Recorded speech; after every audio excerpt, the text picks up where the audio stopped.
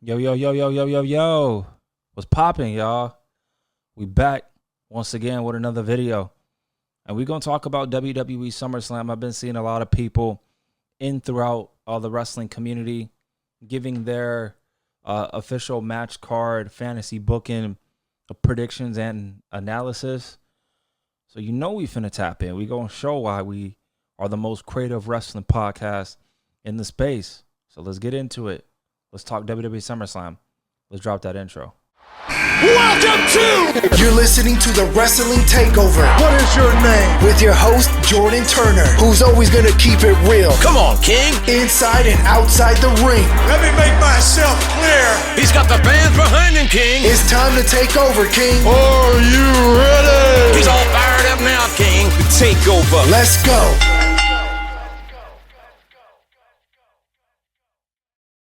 Man, y'all already know what it is, man. Y'all know the vibes. What's going on, y'all? What's popping?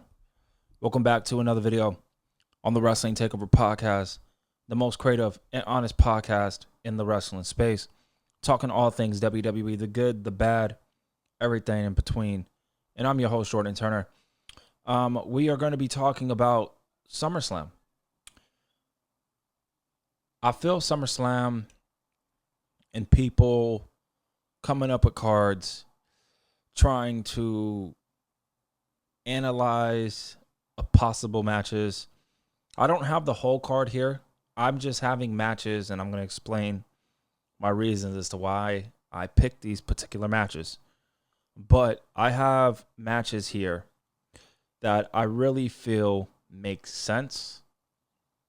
There's story behind them, or the potential of story can be there. That's why I'm going to be booking it right now. And I feel WWE kind of needs to go all out on SummerSlam. What's going to be the night one main event? What's going to be the night two main event? We're going to get into it. We're going to talk about that. But WWE overall, I feel, is lacking when it comes to a compelling and engaging storylines. I do feel that way. Right now, as we speak, the product is cold. And that's frustrating. It's frustrating. The creative cannot be... I'm just trying to figure out how it's this difficult. Like, I know it's hard, but the way WWE doesn't... The way WWE... Where they start storylines, but they don't finish them. It's like, why are you starting it and not finishing it? I don't understand. That's confusing to me. Also, WWE and their world champions, they're not really popping off right now. They're not popping off. The only one that's really popping off, if I had to come up with someone, is Roman Reigns. But everybody else ain't popping off. You can tell that there's certain storylines that they are saving for a SummerSlam. And this is why I'm here. If that's the case, and you're saving the top storylines for SummerSlam, you need to give your champions at least something to do. That's Liv Morgan. That's Roman Reigns. That's Cody Rhodes. You got to give these men and women something to do, because we're not even close to SummerSlam just yet. But we're going to get into it, man. Thank y'all so much for once again listening to the podcast. Be sure to stream the podcast on YouTube, youtube.com/JTTakeover. Please turn on all notifications so you guys don't miss any upcoming videos. And leave me a comment. Leave me a comment if you guys enjoy what you hear. And I love WWE. I love talking all things WWE, the good, the bad, the ugly, the in-between, everything. All right? We keep it real here. You feel me? And we keep it respectful. We keep it respectful to the men and women of this business. But don't get the game fucked up. We always keep it real, okay? So we're going to have fun here, and we're going to fantasy book. Again, I feel like I'm one of the best fantasy bookers when it comes to WWE. So we're going to get into it.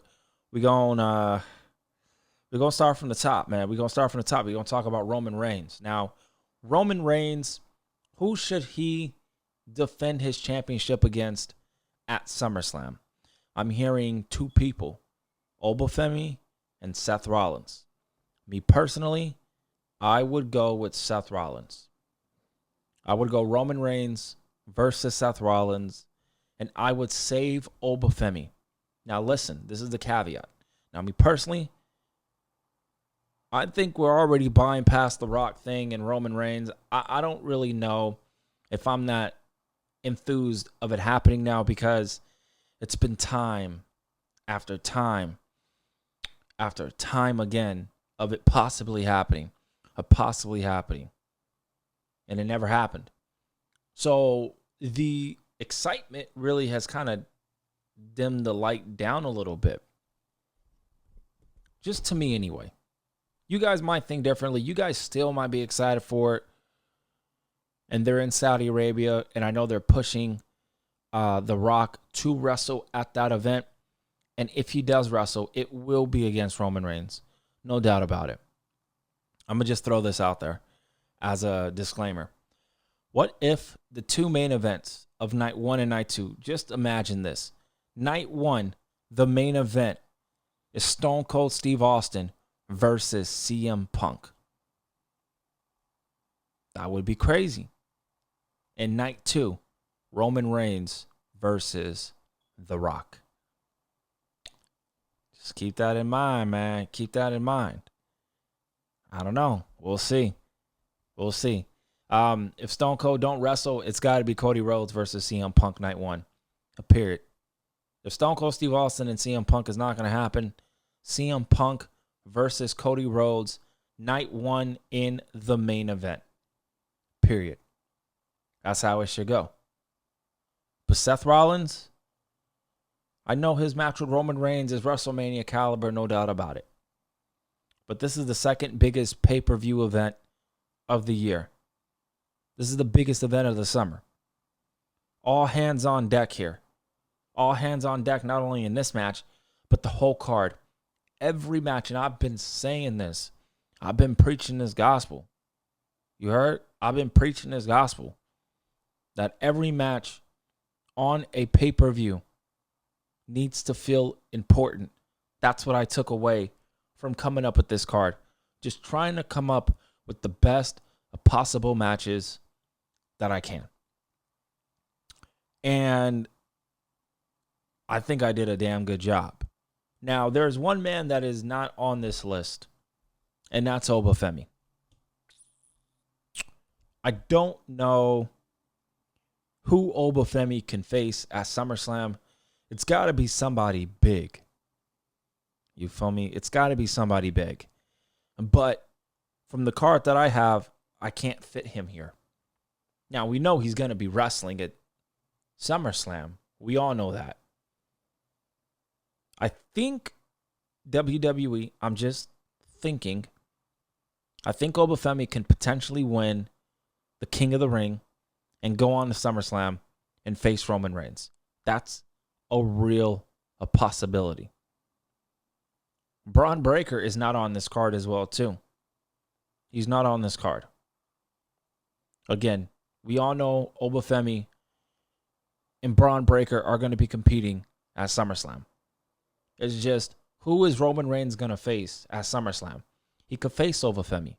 He can face Seth Rollins, or he can face a Braun Breaker. He's going to face one of those three individuals.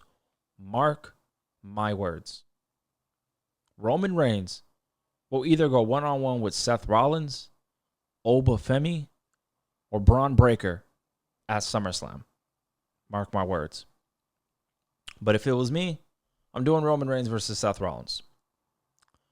Next up, this is the match that is clearly being saved. Now, I don't know if it's going to be a one-on-one match or a triple threat match. But again, if I had to pin, because the story is right there in front of WWE, you can tell they're saving something regarding these three individuals. I would do Liv Morgan versus Raquel Rodriguez versus Roxanne Perez in a triple threat match for the women's world title. Roman Reigns and Seth Rollins is for the world title.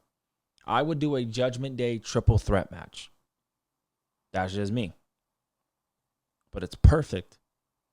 It makes sense. The storyline is there. Who's going to turn on Liv Morgan? Is it going to be a Roxanne Perez? Is it going to be a Raquel Rodriguez? I'm going to keep it all the way 100 with y'all. I don't give a fuck who turns on Liv Morgan. As long as we get this Judgment Day triple threat match, it's perfect. Raquel wants to go after that title. Roxanne wants to go after that title. Who's the champ? Liv Morgan. So the first two matches are star-studded in my humble opinion. Let's get to the next match. Now, this one is probably not going to happen. But this is a match that I was trying to think logically while also being creative as well. I got a fatal four-way for the United States Championship. Let's bundle all these men together. Trick Williams, Carmelo Hayes, Sami Zayn, and Ilya Dragunov. Now, I know. Well, Jordan, I thought you wanted Trick Williams versus Carmelo Hayes at SummerSlam. Now, you right. I do. And I hope that happens. But I feel Dragunov deserves to be in the U.S. title picture. I don't feel Sami Zayn. I don't feel Sami Zayn should be out of this title picture. He should remain. And they need to carry this all the way to SummerSlam. I think a fatal four-way would be perfect. And me personally, I would do a fatal four-way elimination.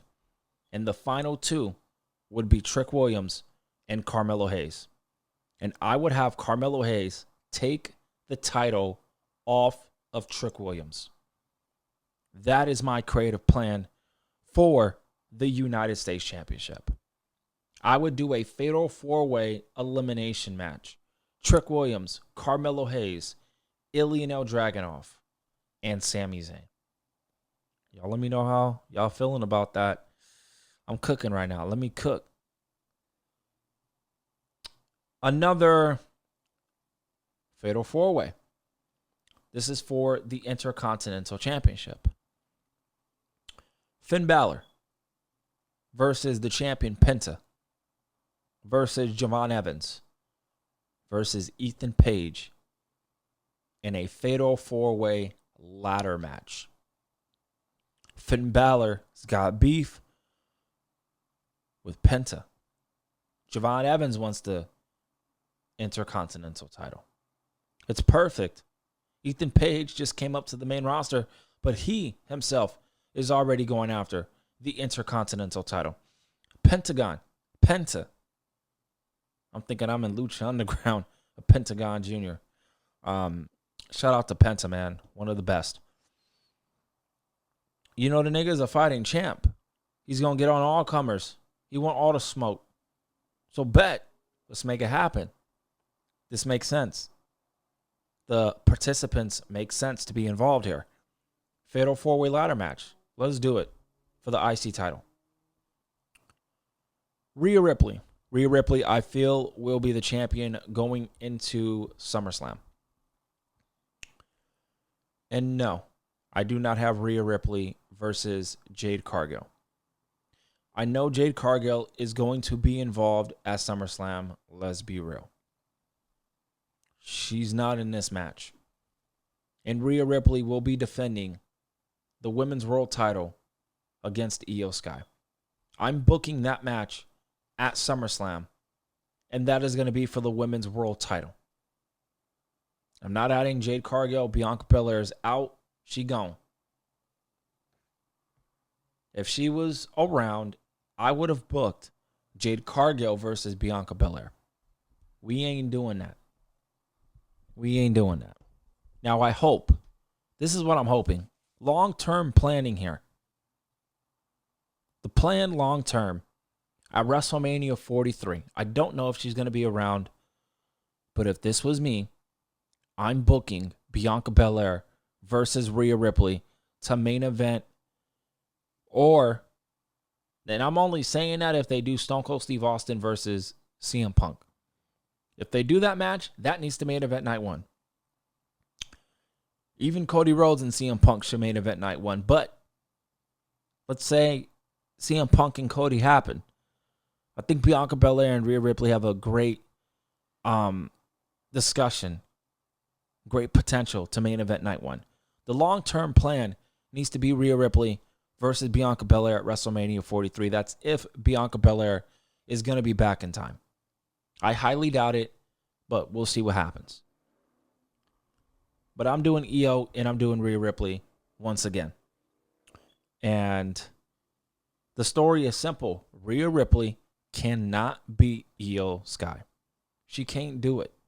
She's lost to Io every single time until now, where she gets her revenge and successfully retains the title. That's my plan. This next one is for the WWE Championship. Now, again, this one was a tough one to crack personally, because I was just trying to come up with scenarios for all of these four individuals. But they low-key got beef with one another. We're going to keep it real. So I was like, you know what? They all want to go after Cody Rhodes. Cody Rhodes got beef with all these men. Let's do it. Let's put him in a fatal four-way. I got Gunther, Cody Rhodes, which I believe that will be one of, if not the main event of Clash in Paris. I believe that's going to be for the championship. So those two guys right there being involved here, it makes sense. Cody Rhodes and Randy Orton already got history. CM Punk and Gunther got history. CM Punk and Randy. CM Punk and Cody Rhodes have history. It makes sense. I'm telling y'all, I don't be blowing smoke. Y'all might not agree with this match card so far. Y'all might be thinking too many triple threat matches, fatal four-way matches. It is what it is. But I have validity in what I say. These matches so far, they make sense. And it gets the quota everybody on the show mentality. But this fatal four-way makes a lot of sense. It could be an elimination fatal four-way. It could be a straight fatal four-way. But that would be for the WWE Championship. Gunther, CM Punk, Cody Rhodes, and Randy Orton. Next up, I got Sol Ruca going one-on-one with Becky Lynch. I personally feel Becky Lynch is doing one of the best runs of her entire career. Even better than the man character, for my personal opinion. But I'm having this be for the IC title. That's just me. That's just my opinion. And I would have Sol Ruca beat Becky Lynch for the title. Y'all let me know. That would be for the women's IC title. Now,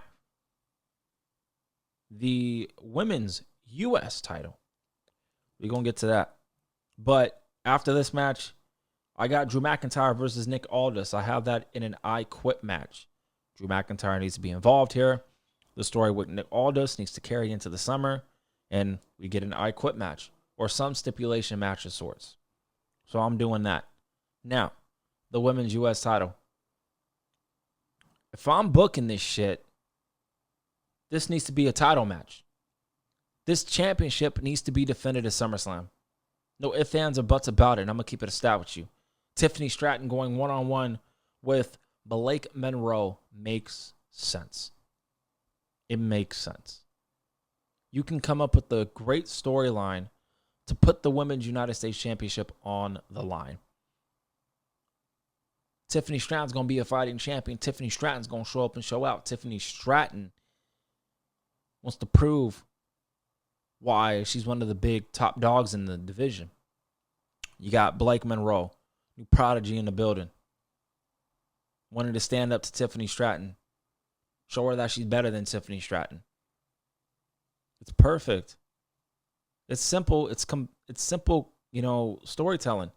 But it makes sense, though. So I would do Tiffany Stratton versus Blake Monroe for the Women's United States Championship. And then Obafemi, I don't have a match with Obafemi. Now, we all know he's going to be a part of SummerSlam. I just don't know what match I would book him in. So, you guys let me know. You guys' thoughts, you guys' opinion on my so-called card so far for WWE SummerSlam. I know the tag team titles will be defended. I don't really know what's going on there. Maybe the Usos and the Street Profit. I don't know. I don't want to just come up with random matches. But these were the matches that I solidified, and I was really honing in on. So we'll see. Again, you guys let me know what your guys' thoughts on the so-called match card and a couple matches that I have in mind that I would book if I had the pen, if I was on the creative team, the matches that I would book for SummerSlam. Y'all let me know. I appreciate y'all kicking it with me. I'll see you guys next time right here on the Wrestling Takeover Podcast, the most creative and honest podcast in the space.